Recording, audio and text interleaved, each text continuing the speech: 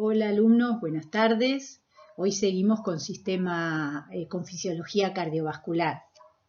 El sistema circulatorio de los seres humanos consta de 3 elementos funcionales básicos. El corazón, que es la bomba, que ya la vimos en la clase pasada, que hace circular un líquido, que es la sangre, a través de una serie de contenedores que son los vasos sanguíneos. Este sistema es capaz de adaptarse a las circunstancias cambiantes de una vida normal. La demanda sobre la circulación varía bastante entre los estados de sueño y vigilia, entre los estados de reposo o ejercicio, durante los cambios de posición del cuerpo o de la presión intratorácica, durante la digestión, bajo estrés. Para poder satisfacer estas demandas variables, entonces, la totalidad del sistema necesita una gran regulación y una regulación integrada. Eso es lo que vamos a ver el día de hoy. El corazón, en realidad, que ya vimos que era una bomba que bombea sangre, es en realidad 2 bombas. Tenemos la cavidad cardíaca, las cavidades cardíacas izquierdas o corazón izquierdo o bomba principal y las cavidades cardíacas derechas o corazón derecho o bomba auxiliar. Ambas funcionan en serie y requiere que sus gastos cardíacos sean iguales. El gasto cardíaco de cada bomba es de unos 5 litros por minuto, como ya lo vimos, aunque esta cantidad puede variar y multiplicarse fácilmente, por ejemplo, durante el ejercicio. Con cada latido cardíaco, los ventrículos imparten la energía necesaria para hacer circular la sangre, generando una carga de presión que impulsa el flujo de sangre a través del sistema vascular, la circulación sistémica y la circulación pulmonar. Podríamos dividir el sistema vascular entonces en un componente de presión alta que se extiende desde el ventrículo izquierdo en contracción hasta los capilares sistémicos y un componente de presión baja que se extiende desde los capilares sistémicos a través del corazón derecho hacia la circulación pulmonar y de vuelta a la aurícula izquierda. Fíjense que tenemos las arterias que ustedes ya saben que son elásticas de histología y al ser elásticas son un reservorio de presión. En cambio, las venas no son elásticas, no sufren retroceso elástico, pero son bastante expandibles. Por lo tanto, son un reservorio de sangre expandible cuando se necesita. Y tienen la capacidad de expandirse mucho, acumulando sangre, pero a diferencia de las arterias no sufren retroceso elástico. El empuje de sangre siempre se da a través de la bomba muscular, de la bomba del músculo, esquelético en el caso de las venas. Vamos a ver cómo. En cambio, las arterias son elásticas y de gran calibre. Las que son de gran calibre se expanden cuando la presión aumenta y cuando la presión disminuye muestran retroceso elástico. Entonces, este es un modelo funcional del sistema cardiovascular. Además, las arteriolas pueden mostrar una regulación del flujo sanguíneo, ajustando su radio, el radio arteriolar, que llega a cada lecho de tejido y donde hay un intercambio entre los capilares, la sangre de los capilares y las células de los tejidos. Bueno, estos ya lo deben haber visto en histología, pero para que lo recuerden, son los componentes de los diferentes vasos sanguíneos, cuánto tienen de tejido elástico, bueno, endotelio tienen todos, cuánto tienen de tejido muscular liso y cuánto tienen de tejido fibroso. Los sistemas arteriales, acá vemos arterias y arteriolas. Los sistemas arteriales, sistémico y pulmonar distribuyen la sangre hacia los lechos capilares de todo el organismo. Las arteriolas específicamente son vasos de alta resistencia de este sistema y regulan el flujo hacia los distintos lechos capilares, como vamos a ver. Por otro lado, la aorta y la arteria pulmonar y sus ramas principales contienen la mayor cantidad de elastina, de tejido elástico en sus paredes, de forma que son muy distensibles. Esta distensibilidad le permite amortiguar el flujo pulsátil de sangre que deriva del bombeo de sangre por el corazón. La naturaleza elástica también de estos tejidos reduce el trabajo del corazón, porque si estas arterias fueran rígidas, en lugar de distensibles, se producirían aumentos muy grandes de la presión durante la sístole, y ese aumento muy grande de la presión obligaría a los ventrículos a bombear contra una gran carga, es decir, la poscarga que ya vimos. Eso aumentaría el trabajo del corazón. Por otro lado, las venas son un gran reservorio de sangre que contiene hasta el 70% de toda la sangre presente en la circulación. Esa función de reservorio de las venas condiciona que puedan ajustar el volumen de sangre que vuelve al corazón, recuerden que se llama precarga, de forma que se puedan satisfacer las necesidades del organismo cuando se altera el gasto cardíaco, pongamos cuando se hace ejercicio, por ejemplo. Esta elevada capacitancia de las venas es una importante característica de ellas. La presión hidrostática en las vénulas postcapilares, recuerden cuando el capilar tenía un extremo arterial y un extremo venoso, bueno, el extremo venoso, la vénula tiene una presión hidrostática. Esa presión hidrostática es de alrededor de 20 milímetros de mercurio y se reduce hasta aproximadamente 0 cuando llega a la aurícula derecha. Esa presión hidrostática en las venas cava torácica y la aurícula derecha también se llama presión venosa central. Las venas son muy distensibles, esa es una característica, más que las arterias, y muestran una resistencia muy baja al flujo sanguíneo, generan poca resistencia. Esa baja resistencia permite el desplazamiento de la sangre desde las venas periféricas hasta el corazón con solo disminuciones pequeñas de la presión venosa central. Y la capacidad de las venas de participar en todas estas funciones depende de esa característica que es su gran distensibilidad. Y fíjense cómo es la distribución de la sangre entre los distintos componentes del sistema circulatorio. Como dijimos, las venas son un reservorio de sangre importante por su distensibilidad, se puede extender. Entonces, tienen un 64% del gasto cardíaco, las venas, las vénulas y los senos venosos. En cambio, fíjense las arteriolas y los capilares. Es solo un 7%, y eso que ahí en los capilares es donde se produce el intercambio con todas las células de todos los tejidos del cuerpo. Por otra parte, el corazón tiene un 7% del gasto cardíaco y la circulación sistémica tiene un 84%, mientras que la circulación pulmonar tiene un 9%. También acá les puse yo las presiones medias.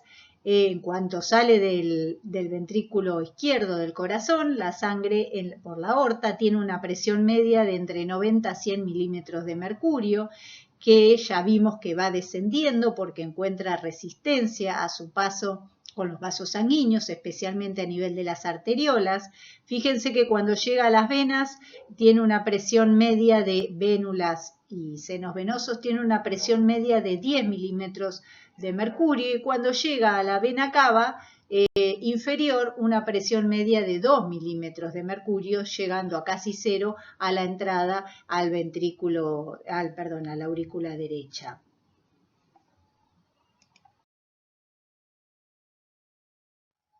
La diferencia de presión entre el punto de inicio y de finalización de la circulación sistémica, es decir, entre el lado de alta presión en la aorta y el lado de baja presión en la vena cava, resulta ser bastante constante con el tiempo. Esta presión menos esta presión sería el gradiente de presión. Es bastante constante. Es un delta P de 85 menos 0, 85 milímetros de mercurio. De tal manera que el corazón se comporta más como un generador de presión constante que como un generador de flujo constante. De hecho, el flujo, que es el gasto cardíaco del corazón izquierdo, es bastante variable en el tiempo y depende mucho de circunstancias fisiológicas, por ejemplo, si el cuerpo está activo o está en reposo. La diferencia de presión entre un punto proximal y uno distal, en este caso estamos sacando desde la aorta y la vena cava, es igual al producto del flujo por la resistencia entre los dos puntos, en este caso para líquidos, ¿no? Entonces, esta diferencia de presión es la que promueve el regreso de sangre al corazón. Sin embargo, también el retorno venoso, o sea, en el lado venoso, es ayudado por la actividad de nervios simpáticos que estimulan la contracción del músculo liso en las paredes venosas y así reduce la distensibilidad. La bomba del músculo esquelético que exprime las venas durante la contracción muscular, por ejemplo, cuando ustedes caminan, hacen ejercicio, se mueven. Y la diferencia de presión entre las cavidades torácica y abdominal que promueve el flujo de sangre venosa de regreso al corazón.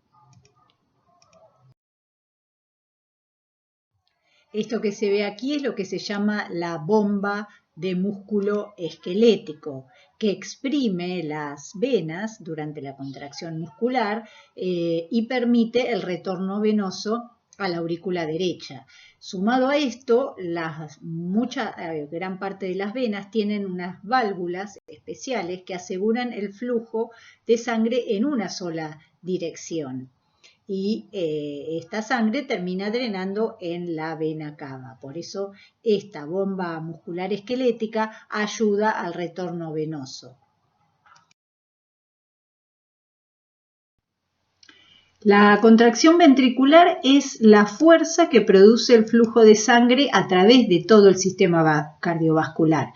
Una oleada de sangre llena las arterias en cada latido cardíaco y a medida que la sangre a presión es eyectada del ventrículo izquierdo cuando éste se contrae durante la sístole, la aorta y otras arterias se expanden para acomodarla. Recuerden que la aorta tiene una pared elástica y que tiene una alta distensibilidad. Si no fuera por la distensibilidad de este sistema arterial, toda esta sangre tendría que fluir a través de los vasos sanguíneos periféricos casi instantáneamente, solo en la sístole cardíaca, y no se produciría flujo durante la diástole.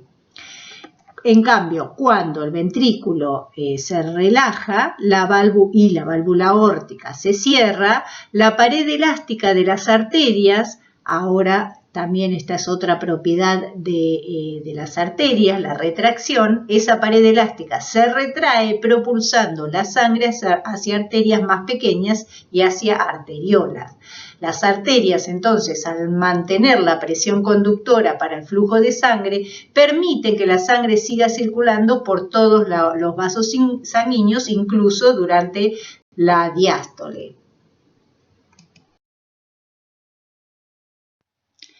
Como vemos acá, la presión sanguínea es más alta en las arterias y disminuye gradualmente a medida que el flujo sanguíneo circula a través del sistema circulatorio. Esta disminución ocurre porque se pierde energía como resultado de la resistencia por parte de los vasos sanguíneos al flujo. Y la resistencia también proviene de fricción entre las mismas células sanguíneas. En la circulación sistémica, la mayor presión ocurre en la aorta y es por la presión ejercida por la contracción del ventrículo izquierdo. La presión aórtica alcanza un promedio de 120 milímetros de mercurio durante la sístole ventricular. Esa es la presión sistólica y disminuye rápidamente hasta 80 milímetros de mercurio en condiciones normales durante la diástole ventricular, que se llama esto presión diastólica. Fíjense que la presión en el ventrículo cae un montón, cae a unos pocos milímetros de mercurio cuando el ventrículo se relaja, mientras que la presión diastólica en las arterias grandes permanece bastante alta. Esta alta presión diastólica arterial en comparación con la ventricular refleja la capacidad de los vasos de capturar y mantener energía en sus paredes elásticas, que es lo que vimos en la diapositiva anterior. El rápido aumento en la presión que ocurre cuando el ventrículo se contrae y empuja la sangre hacia la aorta, se puede sentir como un pulso u onda de presión. La amplitud de la onda disminuye también con la distancia. Fíjense al principio cómo son las ondas y después se van haciendo más pequeñitas. Y finalmente se hace cero en los capilares. La presión de pulso se define como la presión sistólica menos la presión diastólica, es decir, la diferencia entre ambos es la presión de pulso, obviamente los vasos sanguíneos. Recuerden que estas ondas largas, grandes, con alta presión sistólica y muy baja diastólica, es en el ventrículo izquierdo. Después, en los vasos sanguíneos, ya la presión diastólica es mucho más alta, pero va decayendo, así como también va decayendo el pulso, la presión de pulso va disminuyendo. Por ejemplo, cuando está en la aorta es de alrededor de 40 milímetros de mercurio, pero para cuando la sangre llega a las venas, la presión ha disminuido por fricción y ya no hay más pulso. Hay dos factores importantes que afectan la presión de pulso y es el volumen sistólico del corazón y la compliancia, que es la distensibilidad total del árbol arterial, de la suma de todas las arterias. Y la presión de pulso es proporcional al gasto cardíaco e inversamente proporcional a la compliancia arterial. Es decir, cuanto más distensibilidad, menor del árbol arterial, menor presión de pulso. Cuanto más gasto cardíaco, mayor presión de pulso. Normalmente la presión cardiovascular, es decir, la presión arterial en las cámaras del corazón o de la vasculatura, se mide en milímetros de mercurio. La presión atmosférica también se mide en milímetros de mercurio y la presión atmosférica a nivel del mar es de 760 milímetros de mercurio, como ustedes saben. En la fisiología cardiovascular, todas las presiones se expresan en relación con la presión atmosférica que se toma como valor cero. Por ello, cuando nos toman la presión y nos dicen que tenemos una presión media de 100 milímetros de mercurio, quiere decir 100 milímetros de mercurio por encima de la presión atmosférica.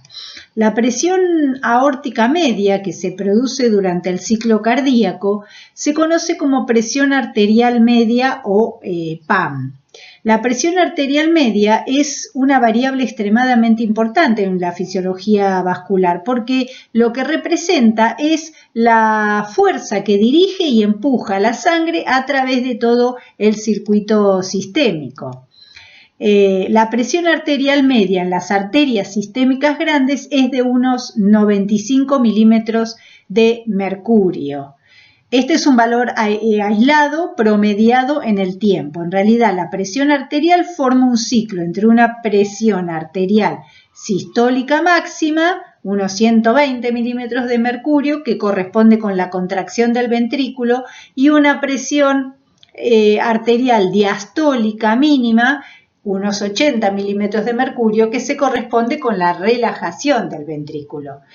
Sin embargo, la presión arterial media no es el promedio aritmético de los valores sistólicos y diastólicos, que en nuestro ejemplo sería 120 más 80 dividido 2 de 100 milímetros de mercurio. No, más bien es el área bajo la curva azul que describe la presión en un solo ciclo cardíaco dividido por la duración del ciclo.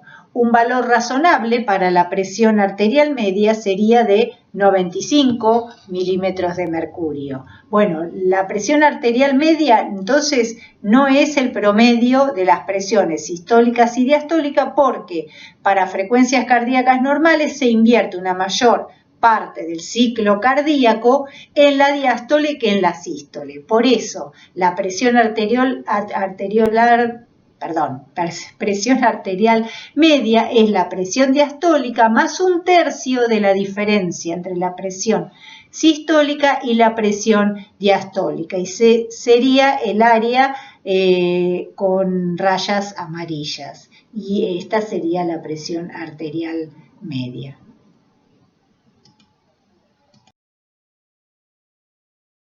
Esto ya lo vimos, que a medida que el flujo sanguíneo atraviesa la circulación sistémica, la presión media va cayendo hasta llegar casi a 0 milímetros de mercurio en el momento en el que alcanza la vena cava y donde se vacía en la aurícula derecha del corazón.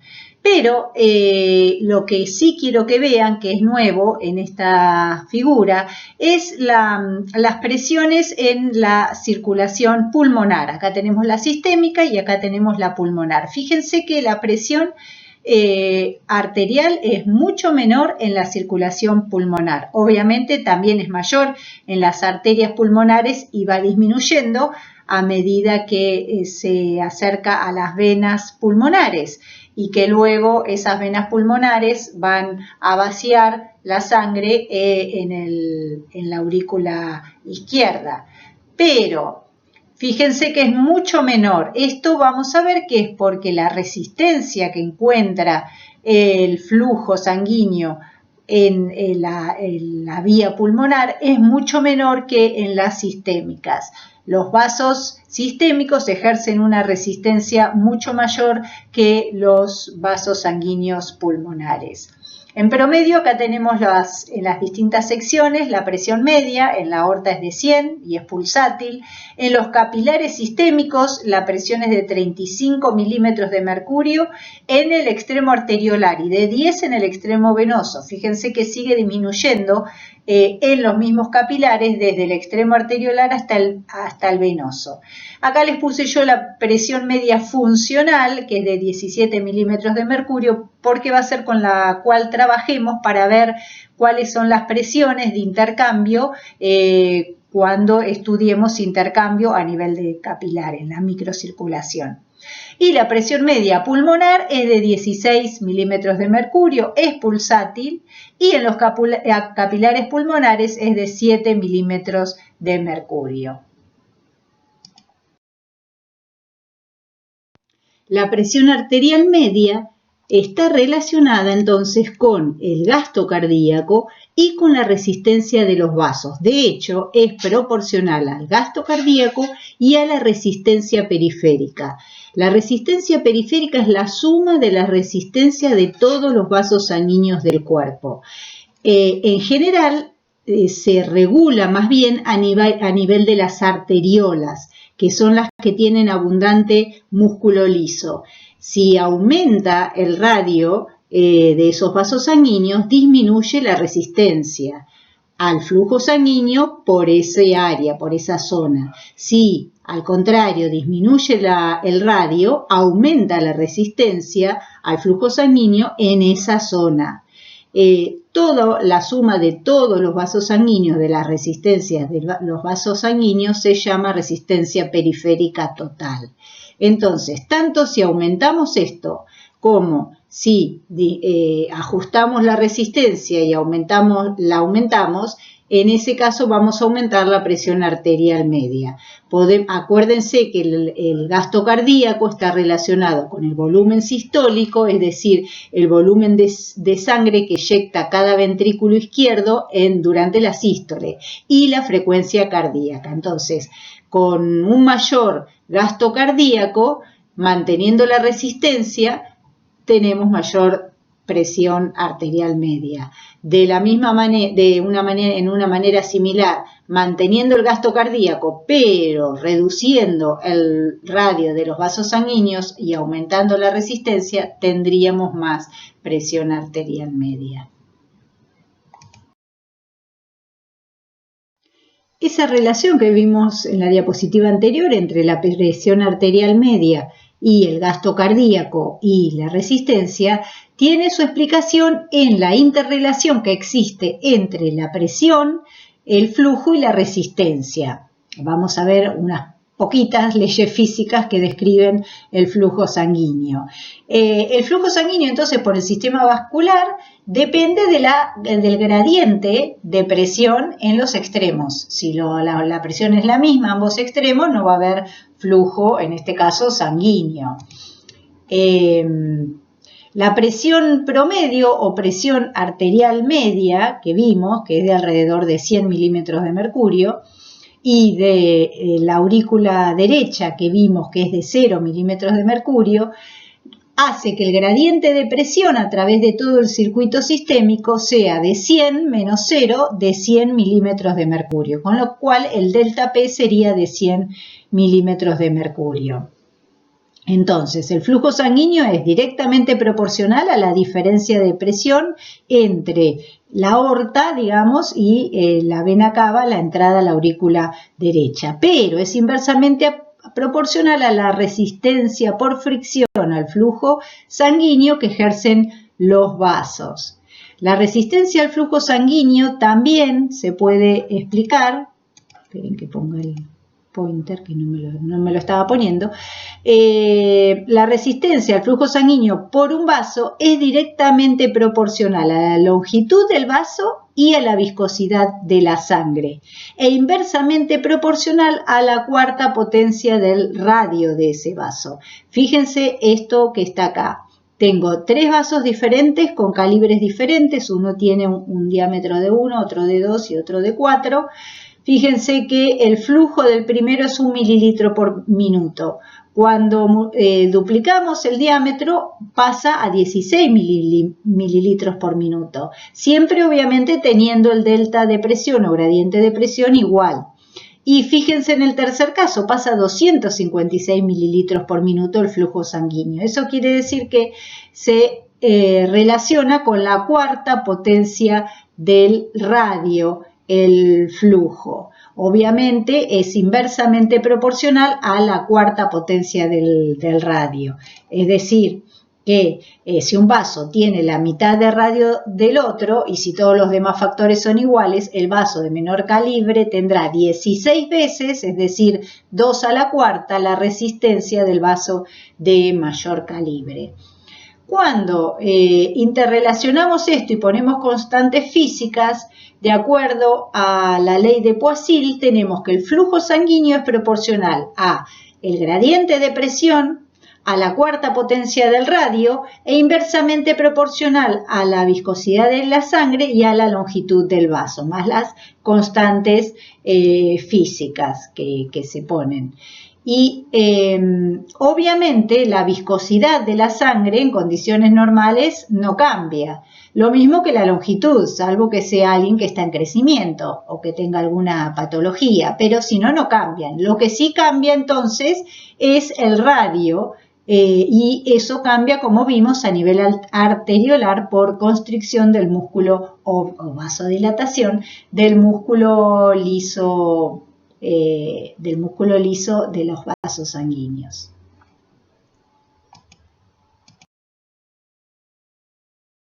Bueno, acá vemos el flujo sanguíneo, cómo se comporta cuando se distribuye entre distintos vasos sanguíneos. Fíjense el de la izquierda. Tenemos un flujo sanguíneo de 4 litros por minuto que se distribuye de manera igual, 1 litro por minuto en cada uno de los vasos A, B, C y D, porque todos tienen el mismo calibre. ¿Qué pasa cuando alguno ajusta su calibre? Por ejemplo, el B redujo su radio, o sea, hubo vasoconstricción, entonces el flujo se va hacia los otros vasos sanguíneos. Tenemos que B ahora tiene 1/4 de litros por minuto de flujo sanguíneo, mientras que los demás tienen 1 y 1/4. Pero en definitiva, el flujo total permaneció sin cambios. La suma total de todas las resistencias vasculares dentro de la circulación sistémica se llama resistencia periférica total. Las arterias que llevan sangre a los órganos, como se ve acá, por lo general están en paralelo, ven que están en paralelo más que en serie entre sí. Es decir, la sangre arterial pasa a través de un grupo de vasos de resistencia, que en general son las arteriolas, antes de regresar de vuelta al corazón. Dado que un órgano en general no está río abajo de otro en términos de su riego arterial, los cambios de resistencia dentro de un órgano afectan de manera directa el flujo sanguíneo solo en ese órgano. Sin embargo, si hubiera una gran vasodilatación de un órgano grande podría disminuir de manera importante la resistencia periférica total y por esta manera disminuir la presión arterial media. En ausencia de mecanismos compensadores, la fuerza impulsora para el flujo sanguíneo por todos los demás órganos podría reducirse. Esa situación normalmente se evita porque hay un aumento del gasto cardíaco en ese caso y porque hay vasoconstricción en otras áreas, como ocurrió acá. De esa manera se puede evitar. Eso se llama compensación, son compensaciones. Tomemos el ejemplo de la presión arterial cuando se hace ejercicio. La presión arterial en realidad aumenta durante el ejercicio, principalmente porque el gasto cardíaco está aumentado y hay vasoconstricción en muchas de las vísceras. Además, los nervios simpáticos producen vasoconstricción cutánea al principio del ejercicio, lo que aumenta la presión arterial. Pero cuando el ejercicio es prolongado, la producción aumentada de calor metabólico pesa más que ese efecto para aumentar el flujo sanguíneo caliente hacia la piel a fin de mejorar la pérdida de calor. Entonces, con eso hay una compensación.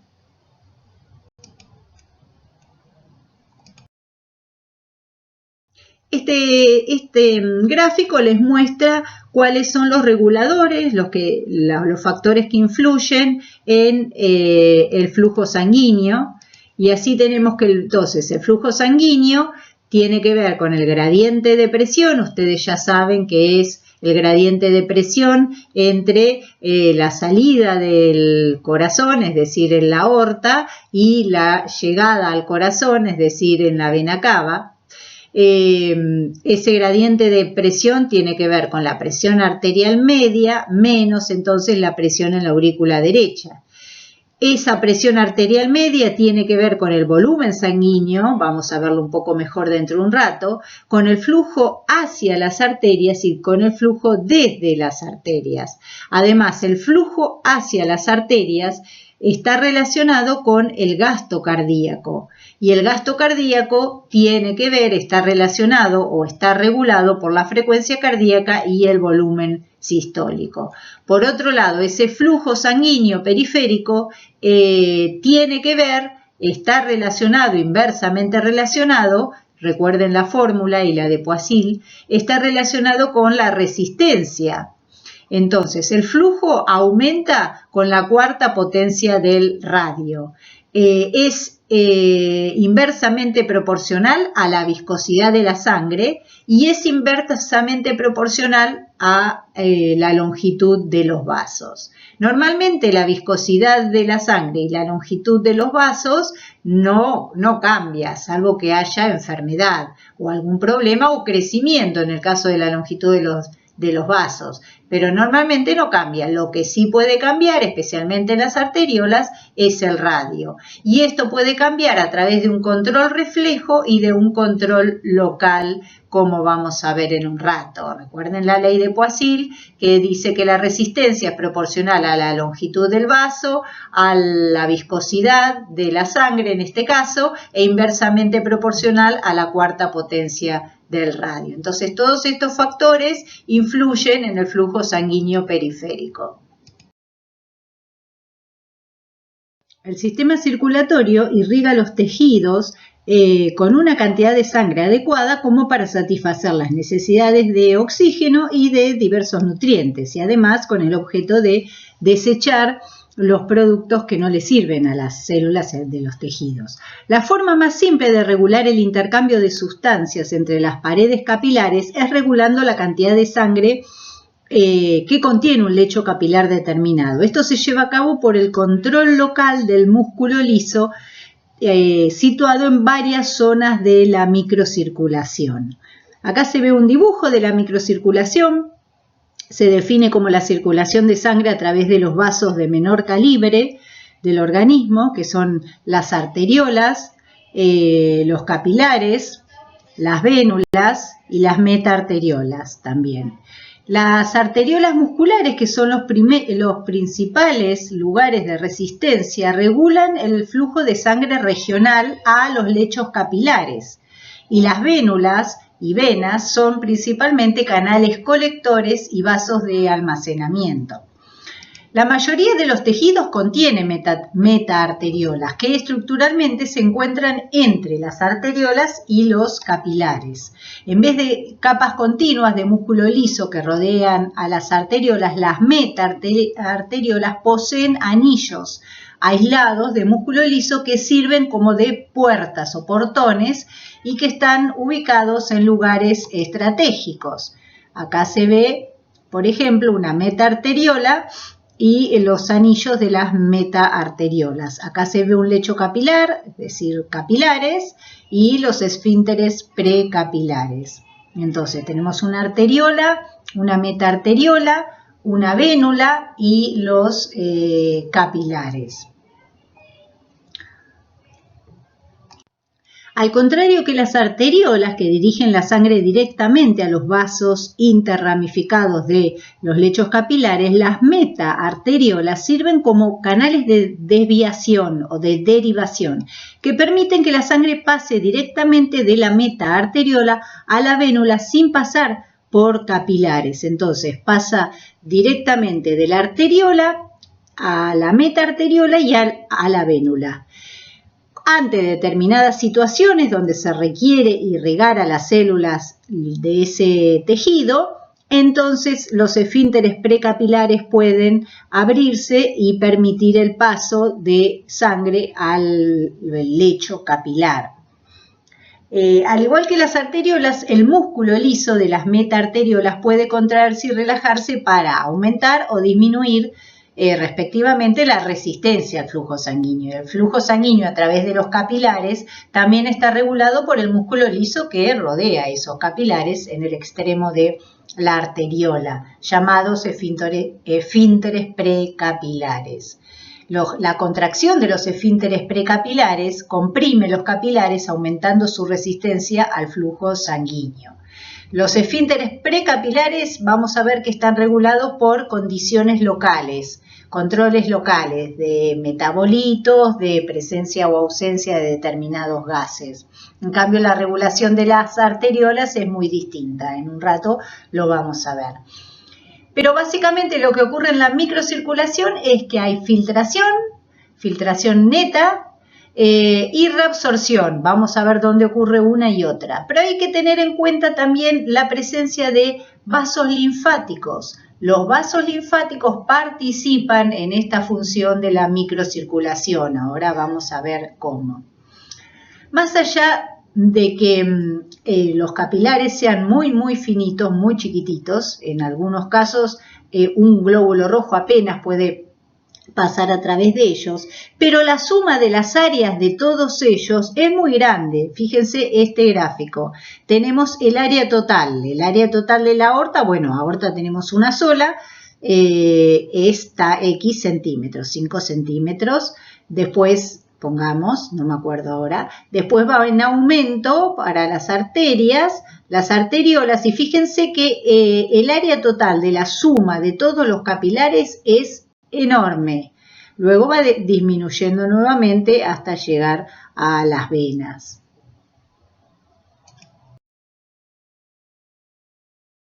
Bueno, esto ya lo deben haber visto en histología, pero recuérdenlo, los capilares se clasifican en 3 grupos en función del grado de permeabilidad. Los capilares continuos constituyen la variedad de capilares más frecuentes, tienen uniones intercelulares y hendiduras. Estas hendiduras están ausentes, por ejemplo, en la barrera hematoencefálica, porque los capilares de la barrera hematoencefálica, como hemos visto, tienen unas uniones intercelulares muy estrechas. Por otro lado, los capilares fenestrados, en estos las células endoteliales son muy delgadas y están perforadas por ventanas. Estos capilares suelen rodear a los epitelios, como por ejemplo el intestino delgado o glándulas exócrinas. Y por último, los capilares discontinuos, también llamados sinusoidales, que aparte de las ventanas, tienen unos huecos muy grandes. Estos capilares se encuentran en el hígado, son los sinusoides hepáticos.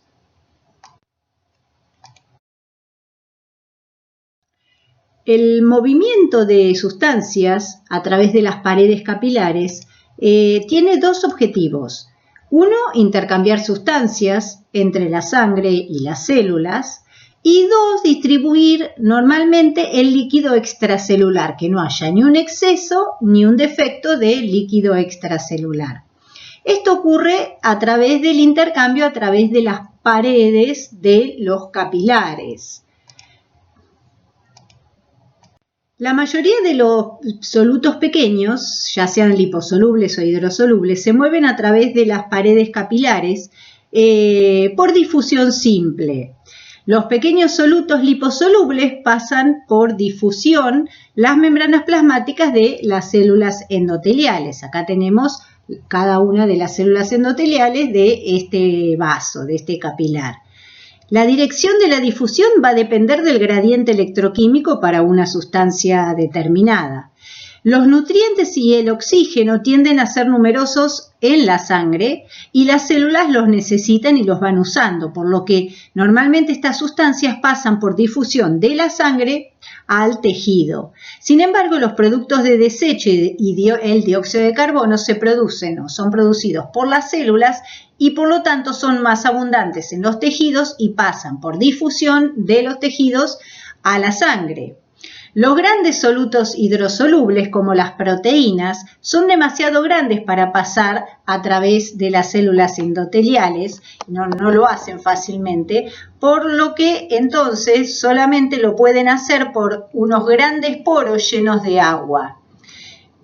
Algunas proteínas, llamadas proteínas intercambiables, se transportan de forma selectiva a través de las células endoteliales por un proceso lento que requiere energía y que se lo llama transitosis.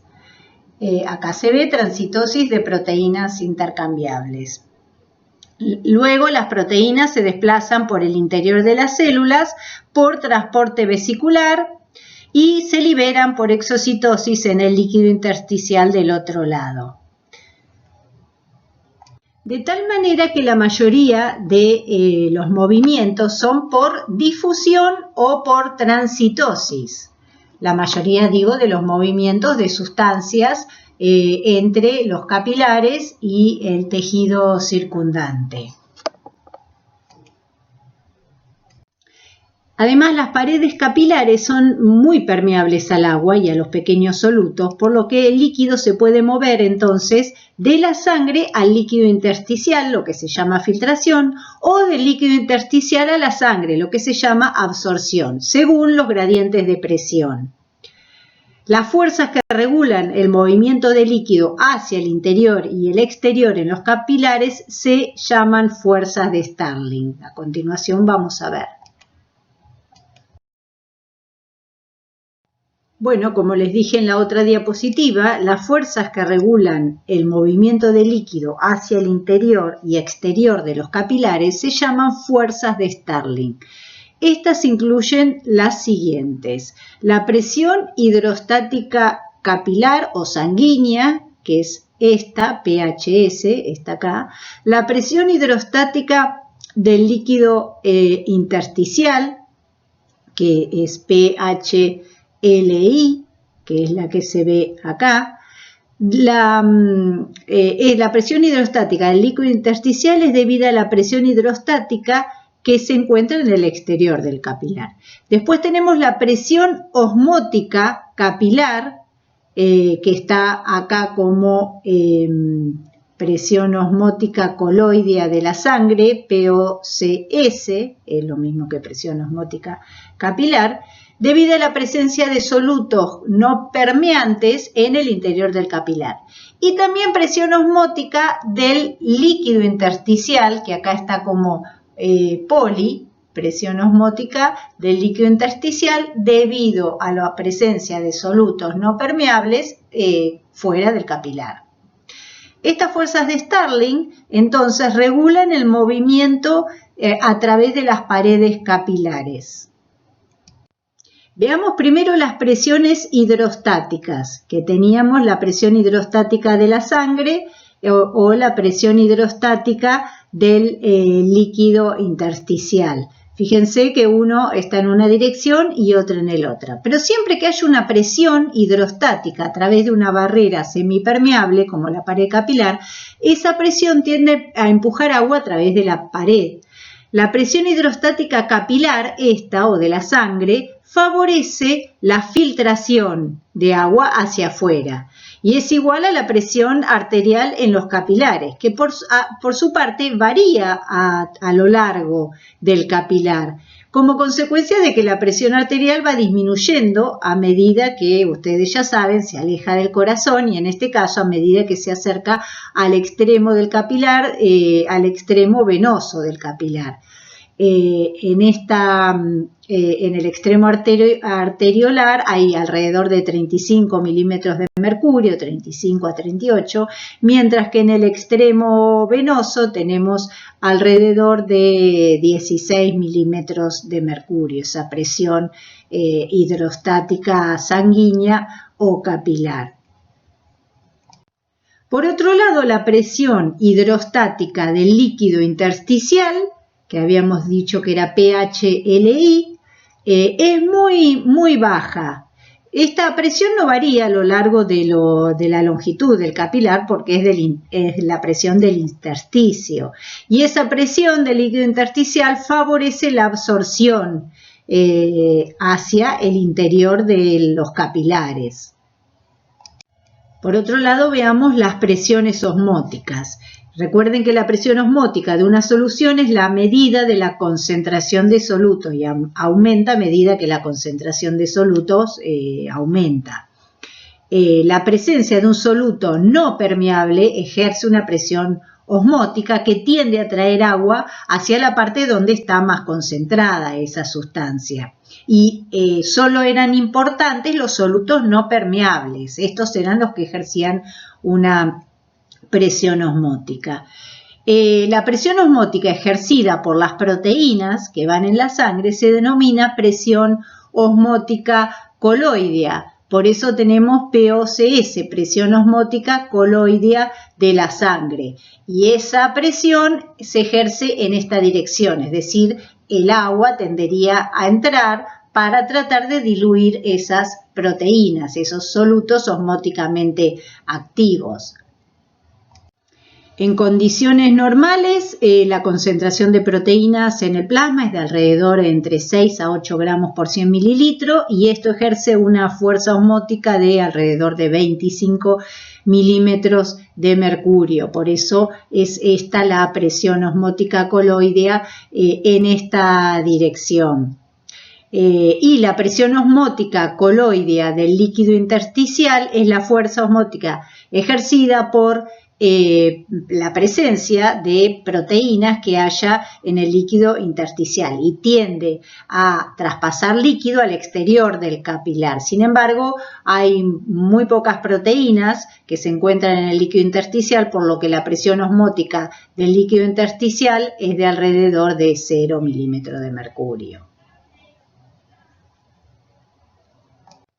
En resumen, conociendo todas estas fuerzas podemos saber si va a haber reabsorción de líquido o excreción de líquido de acuerdo a cómo sean estas fuerzas. Y lo que se hace es la suma de esas fuerzas. Y eso se llama presión neta de filtración. La presión neta de filtración entonces se calcula como la suma de las presiones hidrostáticas de la sangre y del líquido intersticial menos la presión osmótica de la sangre más la presión osmótica del líquido intersticial. La presión hidrostática del líquido intersticial. Es esta diferencia. De acuerdo al valor es que la presión neta de filtración hará que el agua salga del capilar o que entre.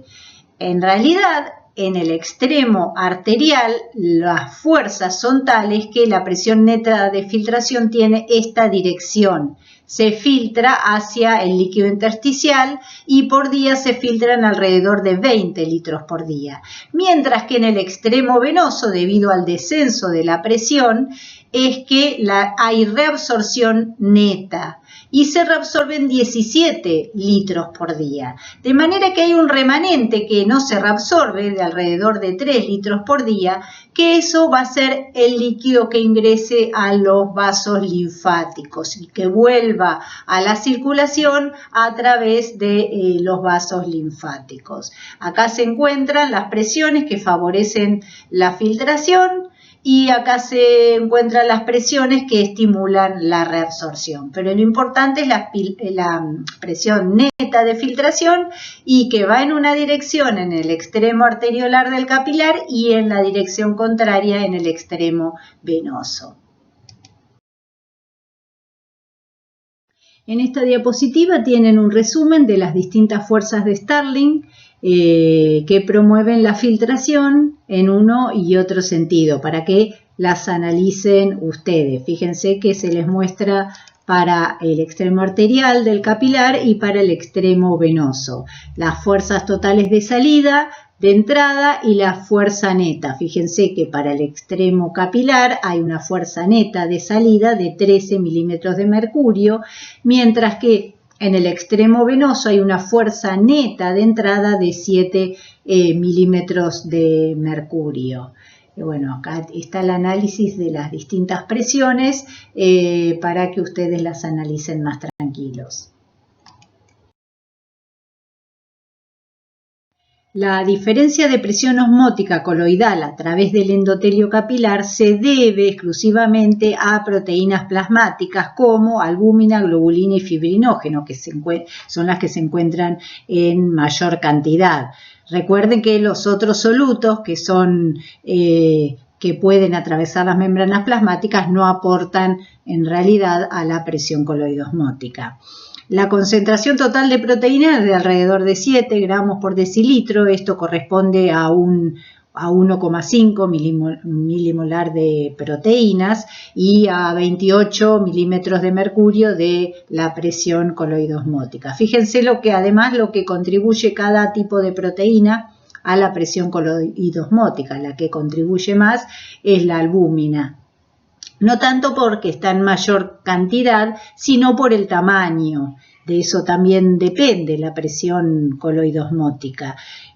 Dado que los laboratorios clínicos refieren las concentraciones de proteínas plasmáticas en gramos por decilitro y como vemos las proteínas plasmáticas no tienen el mismo peso molecular, una concentración de proteínas plasmáticas de 7 gramos por decilitro puede producir valores de presión coloidosmótica diferentes en función de la composición proteica del plasma. Así, cuando aumentan o disminuyen algunas de ellas, puede alterar la presión coloidosmótica del plasma, y como esta es una de las fuerzas de Starling implicadas en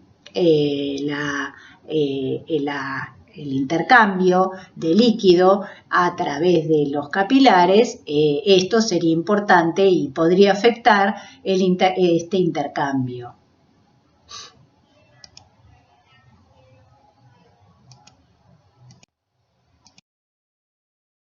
Los vasos linfáticos se originan en el intersticio en forma de pequeños canales de paredes finas que tienen células endoteliales que se juntan, además se van uniendo entre los vasos para formar vasos de calibre mayor.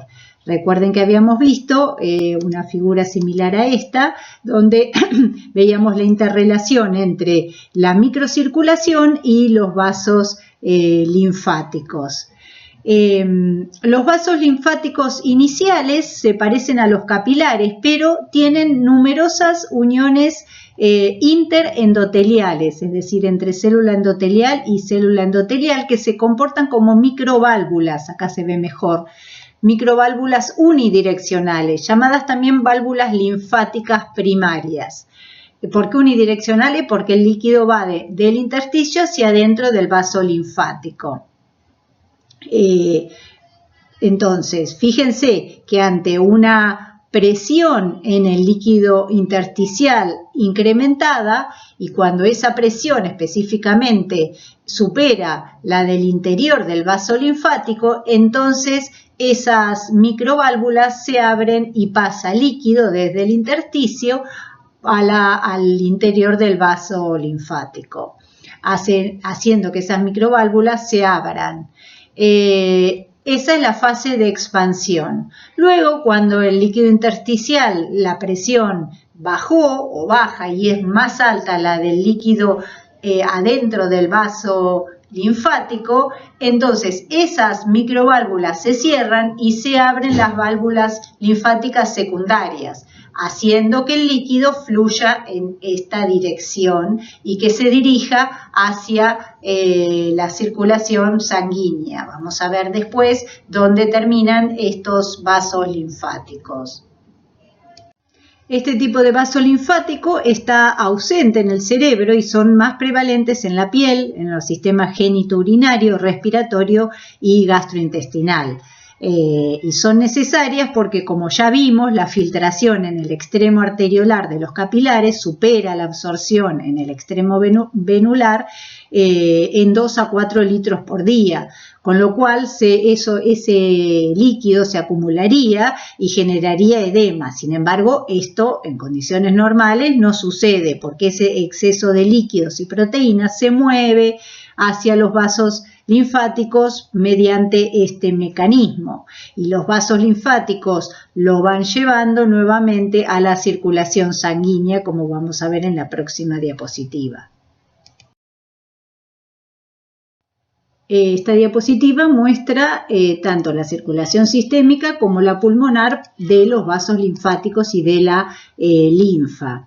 Los capilares linfáticos entonces drenan en vasos de mayor calibre que acaban desembocando en la vena subclavia derecha e izquierda, donde conectan con las correspondientes venas yugulares internas. El volumen de líquido transportado por los linfáticos en 24 horas es igual aproximadamente al volumen total de plasma del organismo. Los linfáticos devuelven aproximadamente entre una cuarta parte y la mitad de las proteínas plasmáticas circulantes por la sangre en un día. A pesar de que casi no hay pasaje de proteínas, estas proteínas pasan en una cierta cantidad y los linfáticos las devuelven a la circulación. Y estos linfáticos son el único mecanismo mediante el cual las proteínas que salen del compartimiento vascular pueden regresar a la sangre, porque no se puede producir la difusión retrógrada, ya que irían en contra de un gradiente de concentración al querer entrar nuevamente en la circulación. Y si los vasos linfáticos no eliminaran estas proteínas, se acumularían en los tejidos, en el espacio intersticial de los tejidos, y constituirían una fuerza oncótica que atraería el líquido de los capilares sanguíneos y causaría edema. En condiciones normales, esto no sucede.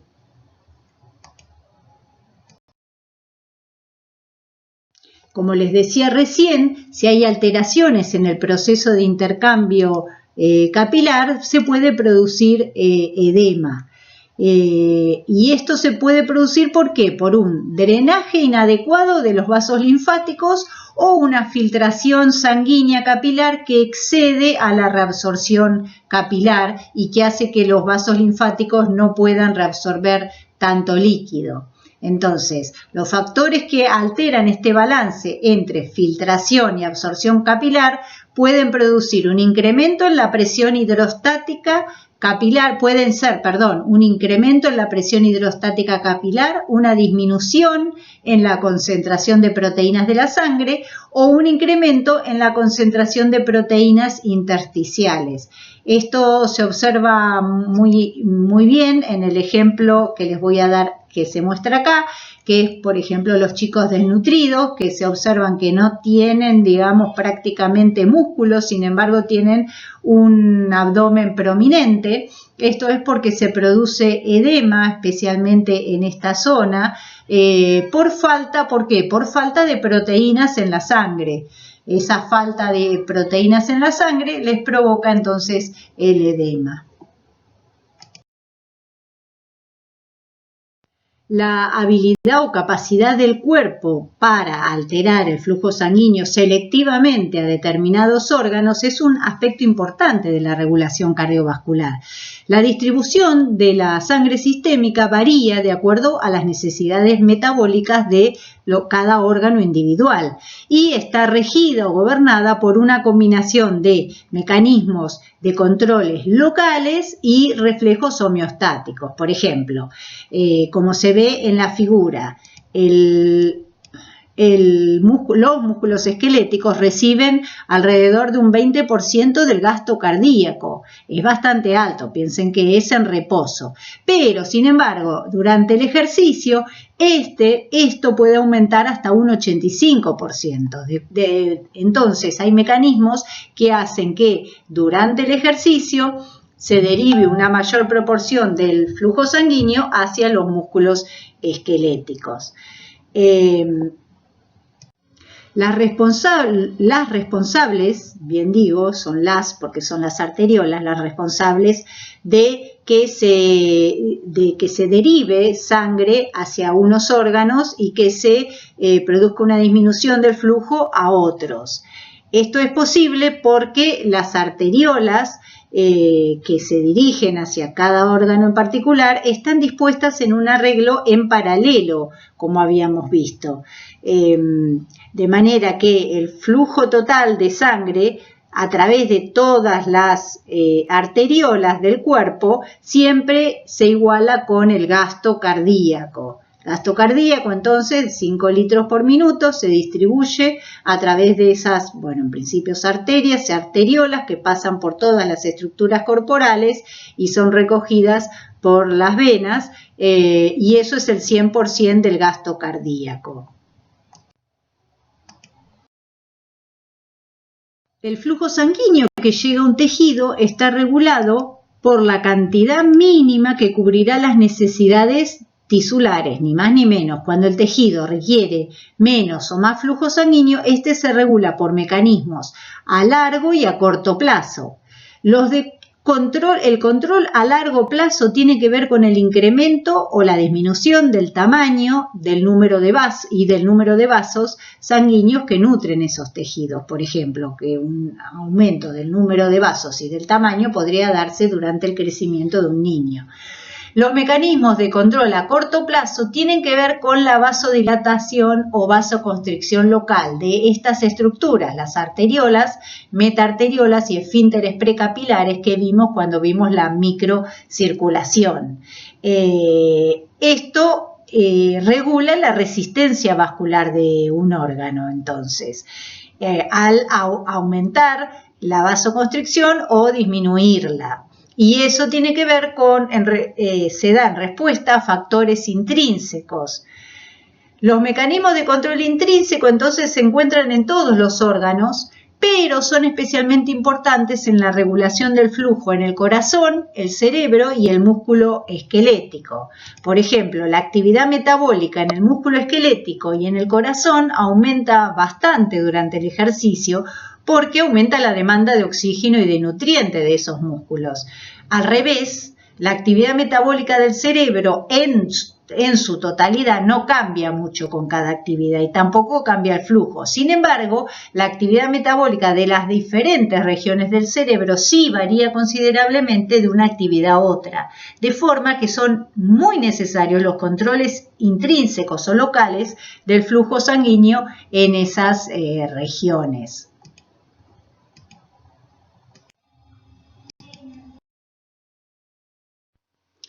El flujo sanguíneo se puede regular en cada tejido en respuesta a cambios en la actividad metabólica. Eso se llama hiperemia activa. Las células específicamente del músculo liso vascular de las arteriolas son sensibles a las condiciones del líquido extracelular y responden a los cambios en las concentraciones de una gran cantidad de sustancias químicas, entre las cuales se encuentran el dióxido de carbono, el oxígeno, iones potasio, iones hidrógeno, por ejemplo. Estos cambios en la concentración se producen como resultado de la actividad metabólica propia de las células. Y el músculo liso arteriolar entonces se contrae o se relaja dependiendo de si las concentraciones de determinadas sustancias aumentan o disminuyen. Por regla general, los cambios asociados con el aumento de la actividad metabólica generalmente provocan vasodilatación, mientras que los cambios asociados con un descenso de la actividad metabólica inducen vasoconstricción. Hay una excepción a eso, que es en la vasculatura pulmonar, como vamos a ver cuando empecemos a ver fisiología respiratoria. Pero básicamente, si miran en este dibujo que se ve acá, esperen que pongo el pointer, en condiciones de reposo normales, el oxígeno, que son los puntitos violeta, el oxígeno se proporciona a los tejidos, son por la sangre, viene por la sangre el oxígeno, y es consumido por las células. A medida que es consumido por las células, produce dióxido de carbono, que son los puntos verdes, que se eliminan de los tejidos por la sangre, a medida que las células los van produciendo. Un aumento en el metabolismo de esas células provoca que el oxígeno se consuma más rápido de lo que se proporciona y que el dióxido de carbono se produzca más rápido de lo que se elimina. La concentración de oxígeno en el líquido extracelular entonces disminuye, mientras que la concentración de dióxido de carbono aumenta. La disminución en la concentración de oxígeno y el aumento de la concentración de dióxido de carbono actúan sobre ese músculo liso arteriolar para provocar la vasodilatación, como se observa en la figura número 4. Al provocar la vasodilatación se provoca un aumento del flujo sanguíneo a esa región, lo que aumenta el aporte de oxígeno a las células y la eliminación del dióxido de carbono. En esta tabla se muestran distintas sustancias cuya alteración lleva a vasodilatación en la circulación sistémica. Así, por ejemplo, esto ya lo dijimos, disminución de la presión de oxígeno a través de la disminución de la concentración de ATP intracelular, de un aumento de la liberación de adenosina, de un aumento de la liberación de un tipo de prostaglandina o de un aumento de la liberación de óxido nítrico, ocasionan vasodilatación. De la misma manera, el aumento de la presión de dióxido de carbono también aumenta la vasodilatación por disminución del pH. La propia disminución del pH, a través de esa disminución del pH, lleva a que haya vasodilatación de vasos sanguíneos en esa región. También el aumento de la concentración de potasio afuera de las células. ¿Por qué? Porque ocasiona una hiperpolarización transitoria que cierra los canales de calcio dependientes de voltaje, y eso hace que el músculo liso sufra vasodilatación, es decir, que disminuya el tono de constricción de ese músculo liso. Fíjense, los aumentos de la concentración de ácido láctico, esto es muy típico en las células musculares, donde hay una alta tasa metabólica. En ausencia de oxígeno se produce ácido láctico, eso probablemente haga disminuir el pH y esto lleve a la vasodilatación. También alteraciones en las concentraciones intracelulares y extracelulares de ATP o de ADP o de adenosina.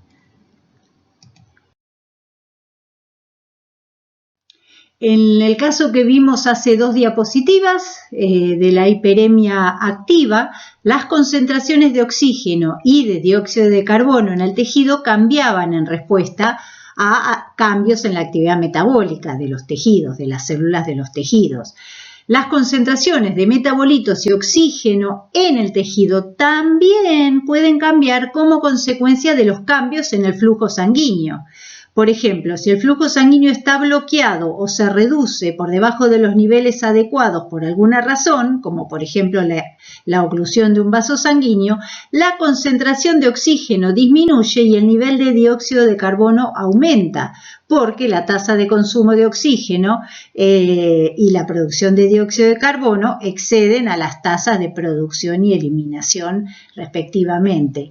Ambos cambios inducen la vasodilatación y una reducción de la resistencia vascular, que tienden a aumentar el flujo. Una vez que el bloqueo se elimina, la velocidad del flujo será mayor de lo normal y permanecerá elevada hasta que el exceso de metabolitos se elimine y la concentración de oxígeno en el tejido se normalice.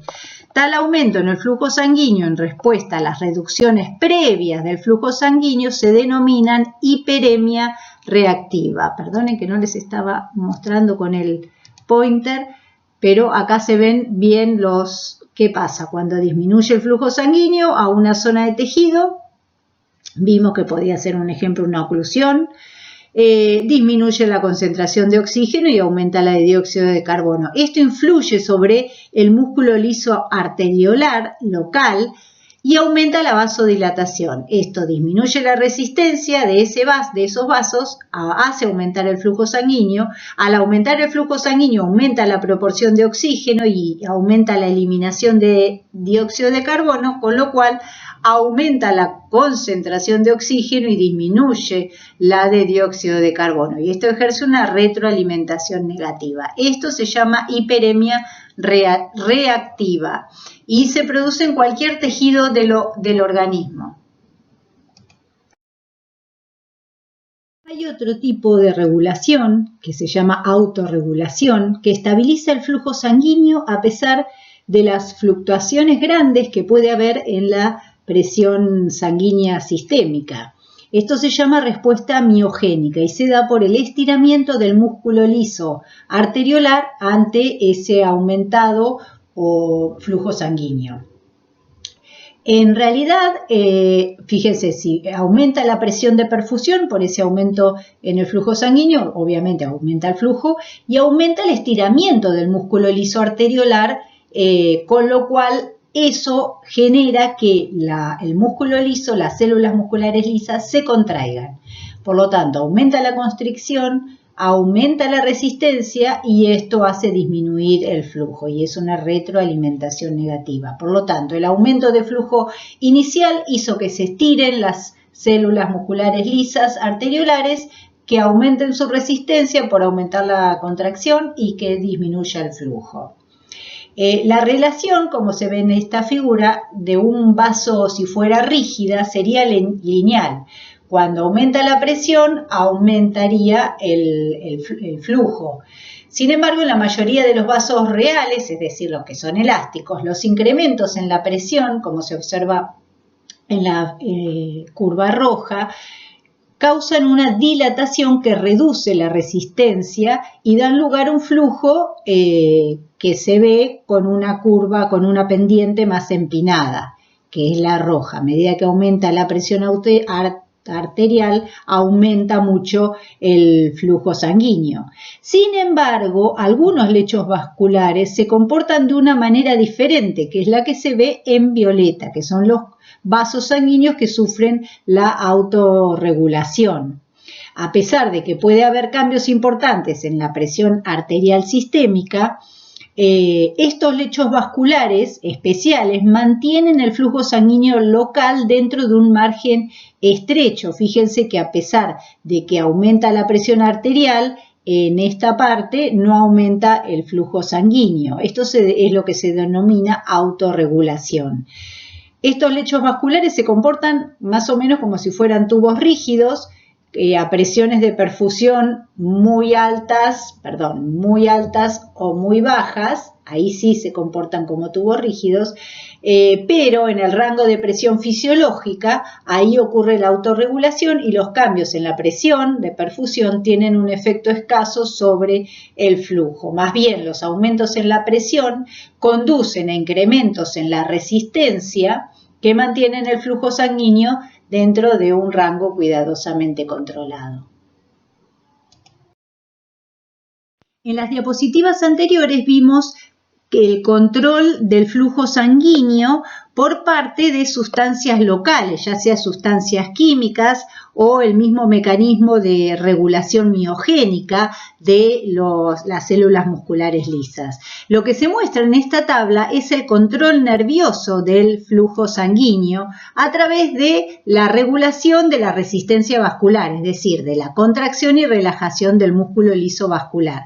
Fíjense que acá tenemos lo que provoca vasoconstricción y lo que provoca vasodilatación. Fíjense que tenemos liberación simpática de noradrenalina. Eso es en la mayoría de los vasos sanguíneos. Actuando a través de los receptores alfa-adrenérgicos, producen contracción de las células del músculo liso vascular. La liberación simpática de noradrenalina, también actuando a través de los receptores alfa, en este caso alfa-2 adrenérgicos en las células del músculo liso vascular y a través de estas vías, también lleva a la contracción de las células musculares lisas vasculares. También se puede liberar noradrenalina junto con otros neurotransmisores como por ejemplo ATP y actuar a través de múltiples receptores. Entonces, la liberación en general simpática de noradrenalina provoca vasoconstricción por estos mecanismos. La vasodilatación, ¿cómo se produce? Por ejemplo, liberación de adrenalina desde la médula suprarrenal actuando, fíjense, sobre los receptores adrenérgicos del tipo beta 2, eso entonces produce relajación de las células del músculo liso vascular a través de estos mecanismos. También la liberación parasimpática de varios neurotransmisores como acetilcolina, actuando a través de un receptor muscarínico, o la coliberación con óxido nítrico o péptido intestinal vasoactivo. Estos producen vasodilatación. En general, esto sucede en los vasos sanguíneos del tejido eréctil. También en las glándulas salivales ocurre vasodilatación por la liberación parasimpática de acetilcolina, actuando a través de un receptor muscarínico. También hay vasodilatación en las glándulas sudoríparas a través de la acetilcolina, actuando sobre receptores muscarínicos. Y también en los vasos sanguíneos del músculo, lo que se llama respuesta anticipatoria al ejercicio, hay una liberación colinérgica simpática que lleva a vasodilatación. Por otro lado, también la acetilcolina, actuando a través de este receptor muscarínico, disminuye la vasoconstricción, lo cual lleva en segunda instancia a vasodilatación. Entonces, estos son todos mecanismos neurales de regulación del flujo sanguíneo a distintos tejidos. Bueno, y volvamos a la presión arterial media. Acá tienen un resumen de los factores que regulan la presión arterial media. Vamos a ir viendo cada uno para que terminen de entender todos los factores que regulan la presión arterial media, que está acá, el aumento de la presión arterial media.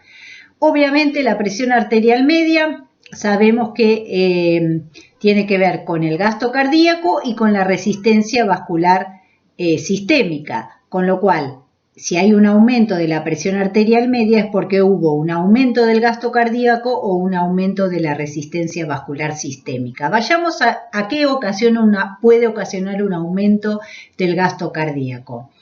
Fíjense, puedo tener un aumento de la frecuencia cardíaca o un aumento del volumen sistólico. A su vez, El aumento de la frecuencia cardíaca puede estar dada por una disminución de los impulsos parasimpáticos o un aumento de los impulsos simpáticos y hormonas de la glándula suprarrenal. A su vez, el aumento del volumen sistólico puede estar dado por aumento de los impulsos simpáticos y hormonas de la glándula suprarrenal o también por un aumento del retorno venoso. Y además el retorno venoso está dado por un aumento del volumen sanguíneo que pueda existir, por la bomba de músculo esquelético, la bomba respiratoria y la venoconstricción. Todo esto lleva a un aumento del gasto cardíaco. Por el otro lado, un aumento del número de glóbulos rojos, como por ejemplo en una enfermedad que se llama policitemia, puede llevar a aumento de la viscosidad sanguínea. El aumento del tamaño del cuerpo, como en la obesidad, puede llevar a un aumento de la longitud total de los vasos.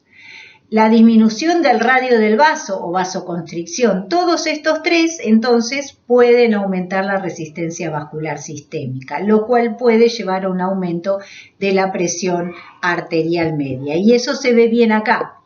El gasto cardíaco, tenemos el gasto cardíaco, una presión arterial media constante y una resistencia constante que lleva implica un determinado flujo sanguíneo. ¿Qué pasa cuando hay un aumento del gasto cardíaco? Eso lleva a un aumento del volumen de sangre que contiene la aorta y por lo tanto un aumento en la presión arterial media siempre y cuando la resistencia periférica total permanezca igual. Por el otro lado, tenemos que un gasto cardíaco constante conlleva un aumento del volumen de la sangre que contiene la aorta y un aumento de la presión arterial media si la resistencia periférica total aumenta, que son las situaciones que vimos acá.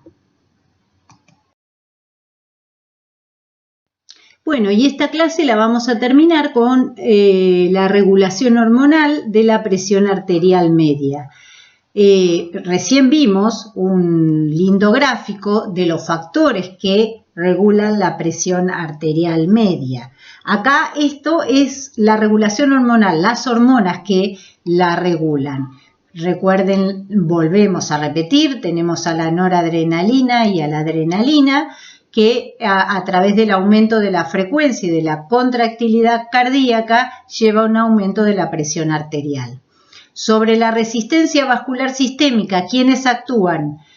En la vasoconstricción tenemos la angiotensina 2, que la vamos a ver bien la clase que viene, la hormona antidiurética, la noradrenalina y la adrenalina. Para la vasodilatación tenemos al péptido natriurético atrial, a la adrenalina, ojo, esto está con estos asteriscos porque dependiendo del tipo de tejido, y el óxido nítrico.